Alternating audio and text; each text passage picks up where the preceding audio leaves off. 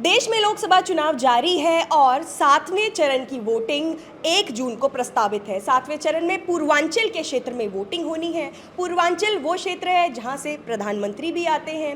पूर्वांचल के आज बलिया क्षेत्र में हम मौजूद हैं। बागी बलिया का क्षेत्र, मंगल पांडे का क्षेत्र, चित्तू पांडे का क्षेत्र और क्षेत्र है पूर्व प्रधानमंत्री चंद्रशेखर जी का। चंद्रशेखर जी जो यहाँ से 8 बार जीते, इस बार उनके पुत्र नीरज शेखर जी यहाँ से चुनाव लड़ रहे हैं और उनको चुनौती मिल रही है समाजवादी पार्टी के सनातन पांडे से।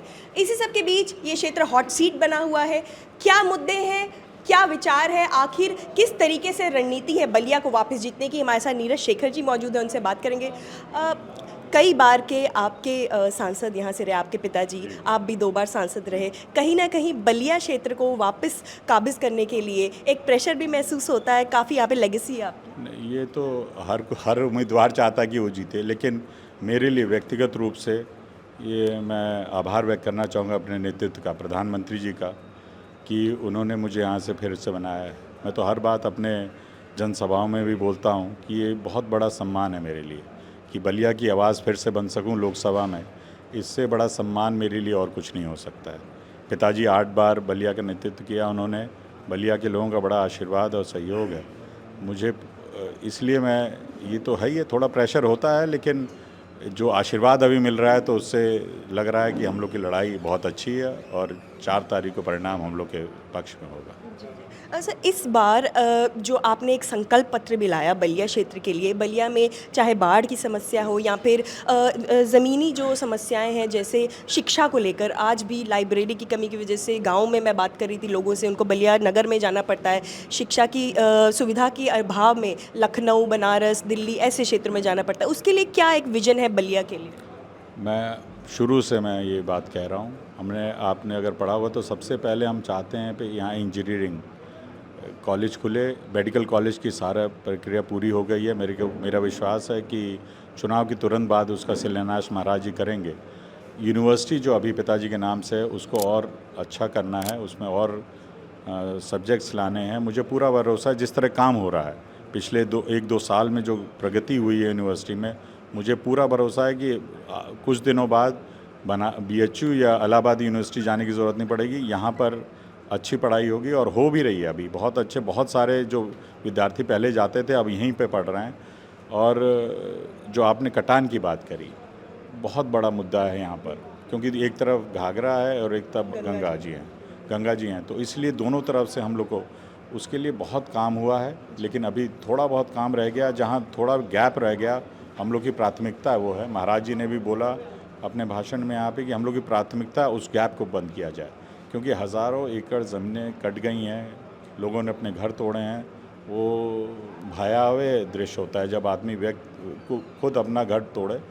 तो मुझे पूरा विश्वास है कि जो आने वाले वक्त में कई परियोजना स्वीकृत भी हो चुकी हैं, 1-2 हैं जिसको हम लोग, जैसे ही सरकार बनेगी, हम लोग प्रयास करेंगे उस प्रोजेक्ट को भी पास कराएं। ये कौन सी प्रोजेक्ट्स है सर? ये जो कटान है, आप हर जगह उसका बनाया जाता है, ठोकर बनाई जाती है और वो बनाया जाता है। बीच में कुछ 500 मीटर, कहीं 1000 मीटर, कहीं ये छूट गया है। तो ये 2-3 प्रोजेक्ट हैं जिसकी स्वीकृति तो हो गई, लेकिन अभी पैसा रिलीज़ नहीं हुआ। तो चुनाव के तुरंत बाद उसको करा के हम लोग का तो प्रयास है कि बारिश आने के पहले कुछ उस पर काम शुरू हो जाए कि कटान ना हो। और पहले वाले प्रोजेक्ट्स पे काम चल रहा है, मेरे ख्याल से वो पूरे भी होने वाले होंगे। हम लोग का प्रयास है कि अब बिल्कुल किसी की ज़मीन कटे ना, ये हम लोग का प्रयास है। स्वास्थ्य व्यवस्था हो, उसके लिए मेडिकल कॉलेज काफ़ी समय से यहाँ पर अपेक्षित है, उसमें कोई मूवमेंट हो पाई है? क्योंकि हर चुनाव में उसकी बात होती है। नहीं, अब पूरा हो गया है वो मेडिकल कॉलेज। पहले ज़मीन की जो समस्या बलिया, अब मैंने कहा ना, दोनों तरफ से अगर नदियों से है तो उसके कटान की वजह से ज़मीनें बहुत कम है और शहर के पास हमें ज़मीन चाहिए थी, तो वो अब स्वीकृत हो गई है। मुझे सब कुछ पेपर वर्क उसका हो गया सारी एजेंसी से। मुझे पूरा भरोसा है चुनाव के तुरंत बाद आप देखेंगे कि उसका शिलान्यास होगा। मेडिकल कॉलेज तो माननीय प्रधानमंत्री ने प्राथमिकता हर जिले में मेडिकल कॉलेज हो, वो चाहते हैं, और बलिया में शीघ्र होगा। जी सर, एक जो युवाओं के अंदर सबसे ज़्यादा जो मुद्दा गुंजायमान है वो है अग्निवीर का मुद्दा। कहीं ना कहीं उससे लोगों को समझाने का भी आप प्रयास कर रहे हैं, थोड़ा सा उससे विरोध झेलना पड़ रहा है? नहीं, मुझे नहीं, यहाँ पे नहीं है, ये बस विपक्ष उसके मुद्दा बना रहा है। सारे युवा खुश हैं और मुझे पूरा भरोसा है कि आने वाले जो माननीय प्रधानमंत्री जी ने बार बार सबने समझाया, गृह मंत्री जी ने, रक्षा मंत्री जी ने, तो मुझे नहीं लगता ये, जो मैं बार बार ये बात कहता हूँ, हताश विपक्ष ऐसे ही मुद्दे उठाता है। उनके पास अपना कोई विजन नहीं है देश के लिए कि वो क्या करना चाहते हैं। वो बस यही कि हम ये करा देंगे, संविधान ख़त्म हो रहा है, ये हो रहा है, लोगों को भटकाने का। आप क्या करना चाहते हैं देश के लिए? आपने 65 सालों में क्या किया वो बताइए ना। अगर आप तुलना करें, मैं बार बार ये बात कहता हूँ, 14 से पहले और 14 के बाद की तुलना करिए अगर आपको। और इसीलिए लोगों का विश्वास है मोदी जी में। मोदी गारंटी क्या है? मोदी जी की गारंटी क्या है कि जो वो कहते हैं वो करके दिखाया उन्होंने। तो इसलिए मुझे पूरा विश्वास है कि हमारे सारे नौजवान, विशेषकर जो फर्स्ट टाइम वोटर्स हैं, वो तो सबकी आस्था माननीय प्रधानमंत्री जी में है। संविधान की आपने बात की, संविधान को लेकर जो बयान आए, चाहे लल्लू सिंह जी का हो, अयोध्या के एमपी हैं, ज्योति मिर्धा राजस्थान से आपकी नेता हैं, कर्नाटक के नेता हैं, उनका भी आया बयान भाजपा के ही।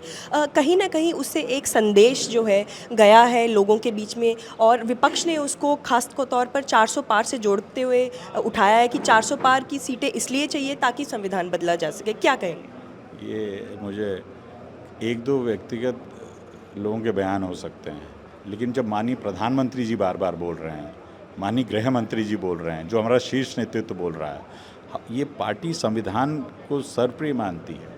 और संविधान किसने बदला है? पहले इतिहास देखिए ना।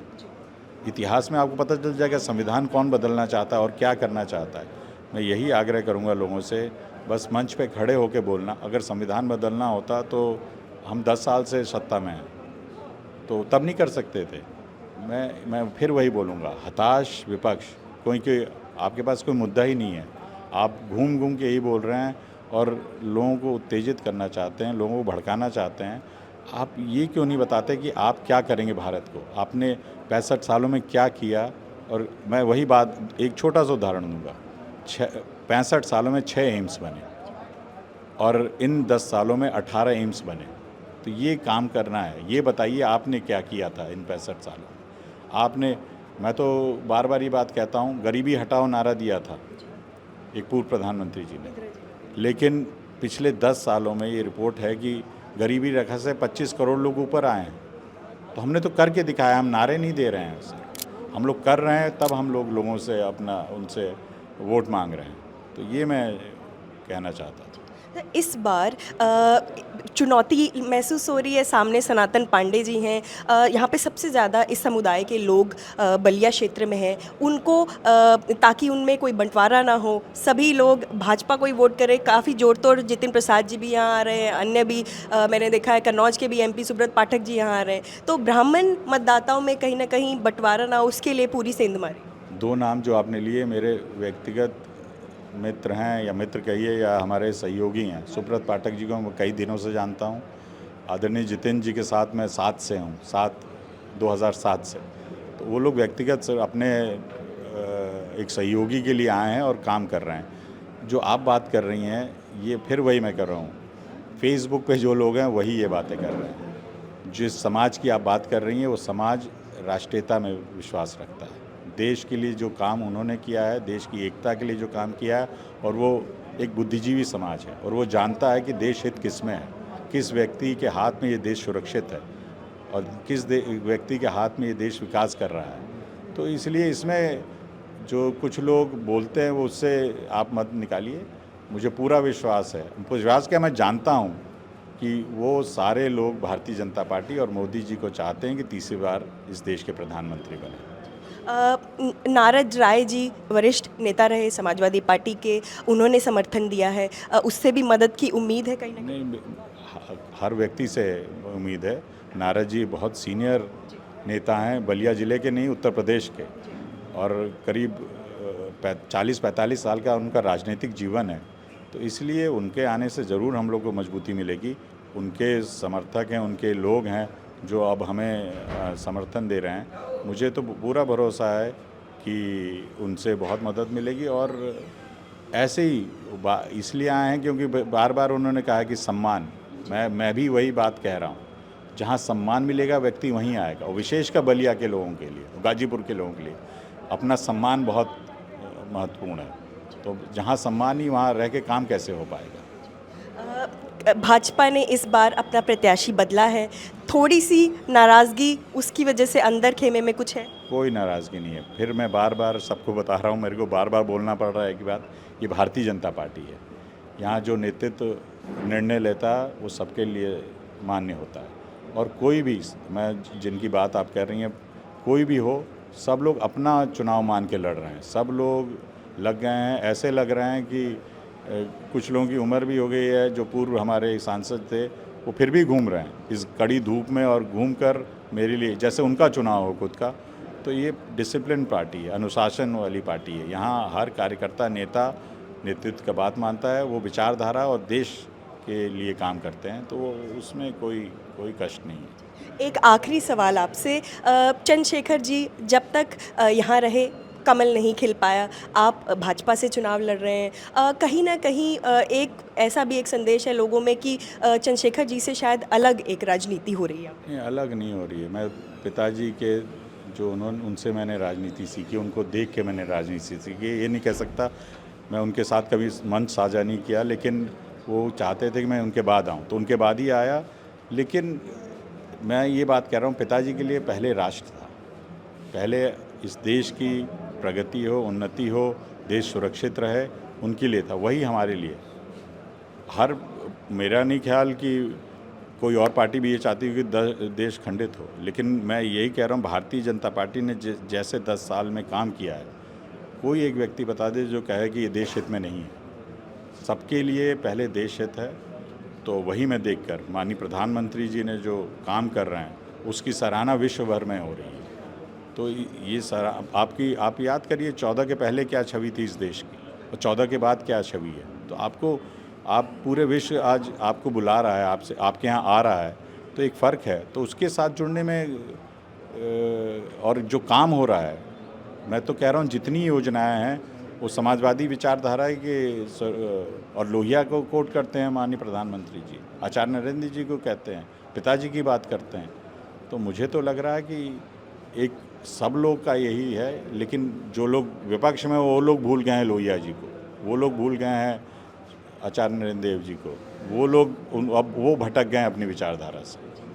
तो ये थे नीरज शेखर जी, जिनका साफ तौर पे कहना है कि कहीं ना कहीं प्रधानमंत्री मोदी जी लोहिया जी और उनके पिताजी चंद्रशेखर जी की ही नीतियों को आगे बढ़ा रहे हैं और पूरी तरीके से आश्वस्त हैं अपनी जीत को लेकर। ऐसे और वीडियोस को देखते रहने के लिए द प्रिंट को सब्सक्राइब करें और हमारे फेसबुक और ट्विटर पेजेस को फॉलो करें।